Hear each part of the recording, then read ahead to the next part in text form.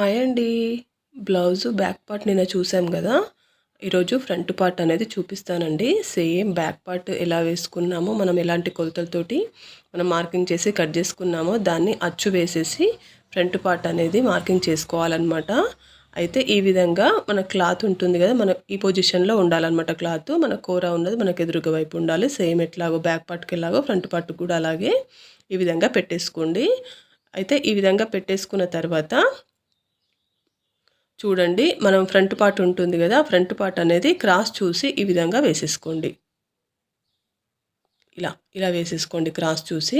మీకు వీడియోలో సరిగ్గా అర్థమవుతుందో లేదో, క్రాస్ అనేది పర్ఫెక్ట్గా రావాలన్నమాట.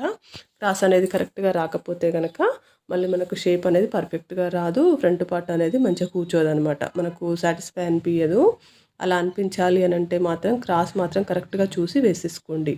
వేసుకున్న తర్వాత మన దగ్గర మార్కర్ ఉంటుంది కదా, ఆ మార్కర్ తోటి మొత్తం ఇట్లా లైన్ అనేది గీసేసుకోండి. బ్యాక్ పార్ట్ అంచెమ్మటే లైన్ గీసేసుకోండి. కొంచెం కూడా ఎక్కువలు తక్కువలు కాకుండా చూసుకొని దాని కరెక్ట్గా దాని అంచెమ్మటే గీసేసుకోండి. ఇట్లా గీసుకోవడం వల్ల ఏంటంటే మనకు పెద్దగా పని లేకుండా ఫ్రంట్ పార్ట్ అనేది ఈజీగా కటింగ్ అయిపోతుంది అనమాట. పెద్దగా కొలిచే పని ఏమి ఉండదు. ఇంకా ఓన్లీ నెక్ ఈ డాట్స్ కోసము కొంచెం కొలతలు ఉంటాయి అంతేగాని ఇంకా ఫ్రంట్ పార్ట్కి కొలవాల్సిన పని ఏం లేదనమాట పెద్దగా. ఈ విధంగా మార్కింగ్ పెట్టుకోండి. ఈ విధంగా మార్కింగ్ పెట్టుకున్న తర్వాత ఇప్పుడు మనము ఫ్రంట్ నెక్, చంక లోతు, తర్వాత షేపు డాట్స్ షేప్ అనేది గీసుకుందాం. అయితే ఫ్రంట్ నెక్ అనేది మనము 15 ఇంచెస్ హైట్ అలా ఉంది కదా బ్లౌజు. నెక్ హైట్ కూడా కొలవాల్సిన అవసరం లేదండి. సైజ్ బ్లౌజ్ తీసుకొని 15 ఇంచెస్ అలా ఉంది కాబట్టి నేను 7 పెడుతున్నాను. ఇప్పుడు హైట్ అనేది అంత పెడితే సరిపోతుంది అనమాట. మరి కొంచెం 14 అట్లా హైట్ ఉన్న వాళ్ళకైతే 6.5 పెట్టండి. హైట్ తక్కువ ఉన్న వాళ్ళకి కొంచెం ఫ్రంట్ నెక్ కూడా హైట్ తక్కువ పెట్టండి. కొంచెం హైట్ బ్లౌజులు ఉన్న వాళ్ళకి కొంచెం ఎక్కువ పెట్టండి, అంతే తేడా. దీనికైతే నేను 7 పెడుతున్నాను. 15 ఇంచెస్ హైట్ ఉంది ఇది. దీనికి 7 పెట్టేసి మనం బ్యాక్ నెక్ 2 తీసుకున్నాం కదా, ఫ్రంట్ నెక్ కూడా అదేవిధంగా 2 తీసుకున్నాను అనమాట. తీసేసుకొని ఈ విధంగా లైన్ అనేది గీసుకోండి. ఇలా లైన్ అనేది పెట్టుకోండి. అయితే ఈ లైన్ అనేది పెట్టుకున్న తర్వాత మనకి చంక ఉంది కదా, ఈ చంక దగ్గర లోతు అనేది కంపల్సరీ తీయాలన్నమాట. తీయకపోతే కనుక మనకి ఫ్రంట్ పార్ట్ అనేది కూచుల్లాగా రావడము, భుజం జారడము అట్లాంటి ప్రాబ్లమ్స్ అన్నీ వస్తాయి. ఈ విధంగా తీసుకొని మీరు ఆర్మ్ రౌండ్ ఆల్రెడీ ఉంది కదా, అక్కడ నుంచి 3.5 ఇంచు లోపలికి ఇలా గీయండి. మనము బ్యాక్ సైడ్ అయితేనేమో బయటికి 1 ఇంచు బయటికి గీసి ఆర్మ్ రౌండ్ గీసుకుంటాం కదా, ఆ ఆర్మ్ రౌండ్ నుంచి 3.5 ఇంచు లోపలికి గీయండి. మళ్ళీ ఇంకా దాన్ని లోతు అంటారనమాట, ఫ్రంట్ పార్ట్ లోతు అని అంటారు. అలా గీసేసుకొని మార్కింగ్ చేసుకోండి. అయితే ఈ కింది వైపు అటువైపు 2 ఇంచెస్, ఇటువైపు 2 ఇంచెస్ ఈ విధంగా మార్కింగ్ పెట్టుకోండి. కనిపిస్తుంది కదా వీడియోలో మీకు.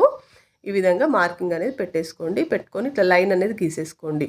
ఇది దేనికి అంటే ఇది షేప్ పట్టీలకి వెళ్ళిపోతుంది అనమాట. మనకి ఈ భాగం అవసరం లేదు ఫ్రంట్ పార్ట్కి. ఇప్పుడు తర్వాత మన షేప్ పట్టీలు అనేది మనం వేరే ప్లేస్లో తీసుకుంటాము. దానికోసం అని చెప్పేసి నేను మళ్ళీ ఇంకో చూపిస్తాను. కానీ అయితే ఇక్కడ ఇటువైపు ఒక 1 ఇంచ్ మళ్ళీ ఒక మార్కింగ్ పెట్టుకోండి. ఇటువైపు మాత్రం ఒక 1/2 ఇంచ్ మాత్రమే పెట్టుకోండి. 1/2 ఇంచ్ సరిపోతుంది. ఆ తర్వాత మనకు షోల్డర్ ఉంటుంది కదండి, షోల్డర్ మధ్యలో నుంచి ఇట్లా మార్కింగ్ అనేది పెట్టుకోండి. మనకు 3 ఉంది కదా షోల్డరు, 1.5 కంటే ఒక పాయింట్ కొంచెం ఎక్కువ వస్తుంది. అక్కడ మార్కింగ్ అనేది పెట్టేసుకొని ఈ విధంగా లైన్ అనేది గీసేసుకోండి. మధ్యలోకి ఇలా లైన్ గీసేసుకుంటే మనకు ఫ్రంట్ పార్ట్ కోసం అనమాట ఈ కొలత. ఇప్పుడు ఫ్రంట్ పార్ట్ డాట్ కోసము. తర్వాత ఈ లైన్ ఉంది కదా, ఈ అడ్డం లైన్ నుంచి ఒక 1/2 ఇంచ్ కిందికి ఇట్లా మార్కింగ్ పెట్టుకోండి. మళ్ళీ మనం ఆ స్ట్రైట్ లైన్ గీసాం కదా, దాని నుంచి కిందికి ఇట్లా 1/2 ఇంచ్ మార్కింగ్ పెట్టేసుకోండి. పెట్టుకొని మనము ఉక్సుల పట్టి అటు సైడు 1 ఇంచ్ గీసాం కదా, అక్కడ నుంచి ఇట్లా డౌన్ అనేది ఒక 3 ఇంచులు గీయండి. మళ్ళీ ఇట్లా 3 ఇంచులు డౌన్ అనేది గీస్తే మనకు షేప్ పట్టి కోసం షేప్ అనేది వస్తుంది అనమాట ఈ విధంగా. తర్వాత మనకు డాట్ కోసం అని చెప్పేసి 1.5 ఇంచ్ ఉంది, ఇది చూసారు కదా. ఇటువైపు కూడా 1.5 ఇంచ్ అనేది పెట్టేసుకోండి. మార్కింగ్ అనేది పెట్టేసుకుంటే మనకు ఫ్రంట్ డాట్ అనేది 1.5, 2.5 వెడల్పు అనేది వచ్చేస్తుంది అనమాట. తర్వాత ఈ విధంగా లైన్ అనేది కలిపేసేయండి. ఇది ఫ్రంట్ పార్ట్ షేప్ అనమాట, డాట్స్ కోసం గీసే షేప్ అనమాట. ఫ్రంట్ డాట్ ఆల్రెడీ మనకు వచ్చేసింది. ఆ తర్వాత మనం ఫ్రంట్ డాట్ కోసము కొంచెం క్లాత్ మనకు ఎక్కువ పడుతుంది కదా, మళ్ళీ సైడ్లకి ఫిట్టింగ్ వేసేటప్పుడు సరిపోకపోవచ్చు, ఇబ్బంది పడతారు. దానికోసం అని చెప్పేసి ఇక్కడ ఒక 1 ఇంచ్ అనేది ఎక్స్ట్రా తీసేసుకోండి. ఇట్లా క్లాత్ అనేది ఎక్స్ట్రా తీసుకోవడం వల్ల ఏంటంటే మనకు ఇబ్బంది కాకుండా ఉంటుంది అనమాట, కుట్టేటప్పుడు ఇబ్బంది కాకుండా ఉంటుంది. నెక్ రౌండ్ అనేది ఈ విధంగా తీసుకోండి. కొంచెం ఏమైనా వెడల్పు కావాలనిపిస్తే కూడా తీసేసుకోవచ్చు. నేనైతే వెడల్పు ఏం పెట్టట్లేదు అనమాట ఇప్పుడు. అయితే మనకి ఇప్పుడు డాట్స్ అనేది ఇక్కడ కింద 2.5 పెట్టాం కదా, పొడవు కూడా 2.5 పెట్టండి.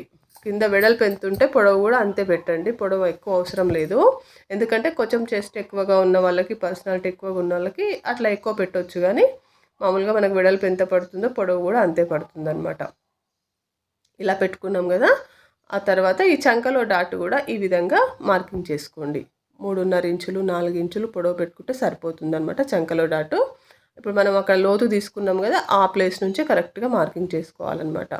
ఆ తర్వాత ఉక్సుల పట్టి కాజల పట్టి దగ్గర డాట్ మాత్రం ఈ విధంగా గీసుకోండి. అయితే మనకు ఒకవేళ హైట్ మరీ ఎక్కువ అనిపిస్తే ఉక్సుల పట్టి కాజల పట్టి దగ్గర కొంచెం తగ్గించుకోండి. మీకు కనిపిస్తుందో లేదో వీడియోలో సరిగ్గా. అయితే ఈ ఉక్సుల పట్టి కాజల పట్టి దగ్గర డాట్ మాత్రం ఎక్కువ పొడవు వద్దు, 2.5 ఇంచులు చాలు, ఎక్కువ అవసరం లేదు పొడవు. అది ఎక్కువ పెట్టారంటే కనుక డాట్స్ అనేవి సైడ్కి వెళ్ళిపోతాయి. చాలామంది కంప్లైంట్స్ చేస్తూ ఉంటారు కదా, డాట్స్ అనేవి సైడ్కి వస్తున్నాయి, మరీ స్ట్రైట్గా వస్తున్నాయని. దానికి కారణం అదేనండి, ఉక్సుల పట్టి దగ్గర డాటే దానికి కారణము. అది కరెక్ట్గా పెట్టుకోవాలన్నమాట. అది కొంచెం వెడల్పైన మనకి కొంచెం పొడవైనా మనకి అట్లా ఇబ్బంది అనేది వస్తుందన్నమాట. డాట్స్ సైడ్కి వెళ్ళిపోతాయి. మనము కొంగు వేసుకున్న తర్వాత కొంతమందికి చూస్తారు కదా మీరు, చెస్ట్ అనేది మొత్తం సైడ్కి వచ్చేస్తుంది అనమాట. ఒక దగ్గర గుత్తంగా రాకుండా సైడ్కి వచ్చేస్తుంది. అట్లాంటి వాళ్ళకి ఈ ప్రాబ్లం ఫేస్ చేస్తున్నట్టు అనమాట వాళ్ళు. ఆ సైడ్ డాట్ అనేది కొంచెం తక్కువ పెట్టుకోండి. తక్కువ పెట్టుకుంటే చెస్ట్ అనేది మరి బయటికి వెళ్ళిపోకుండా మంచిగా అడ్జస్ట్ అవుతుంది అనమాట. ఇక్కడ మనం పెట్టుకున్నాం కదా, మార్కింగ్ అనేది పెట్టేసాను చూడండి. నేను ఆ డాట్స్ షేప్ అనేది ఆ విధంగా రావాలన్నమాట. ఆ విధంగా వచ్చినప్పుడు మనకు పర్ఫెక్ట్గా వచ్చినట్టు అనమాట. అన్ని 3 డాట్ల మధ్యలో సేమ్ డిస్టెన్స్ ఉండాలన్నమాట. మీరు కొంచెం ఒక పాయింట్ 2 పాయింట్లు ఎక్కువ తక్కువైనా ఏం కాదు, కానీ సేమ్ డిస్టెన్స్ ఉండేటట్టుగా చూసుకోండి కొంచెం. అట్లా ఉంటే మనకు డాట్స్ కొలతలన్నీ పర్ఫెక్ట్గా వచ్చినట్టు అనమాట. కటింగ్ అనేది ఈ విధంగా చేసేసుకోండి. మనం ఎక్కడెక్కడైతే మార్కింగ్ చేసుకున్నామో అవి గుర్తుపెట్టుకొని మంచిగా నీట్గా కటింగ్ అనేది చేసేసుకోండి. ఇట్లా ఫ్రంట్ పార్ట్ అనేది మంచి పర్ఫెక్ట్గా అద్దినట్టుగా వస్తే కనుక కస్టమర్స్ మిమ్మల్ని వదిలిపెట్టారండి. అసలు మీ దగ్గరికే వస్తారు. మీరు ఎంత రేట్ పెంచినా సరే మీ దగ్గరికే వస్తారు. ఎందుకంటే ఫ్రంట్ పార్టే మెయిన్గా చూసుకుంటారనమాట వాళ్ళు. ఫ్రంట్ పార్ట్ మంచిగా అద్దినట్టుగా డాట్స్ షేప్ అనేది పర్ఫెక్ట్గా వస్తే మంచి గిరాకీ వస్తుందండి. అదొకటి మంచిగా కరెక్ట్గా మెయింటైన్ చేయండి.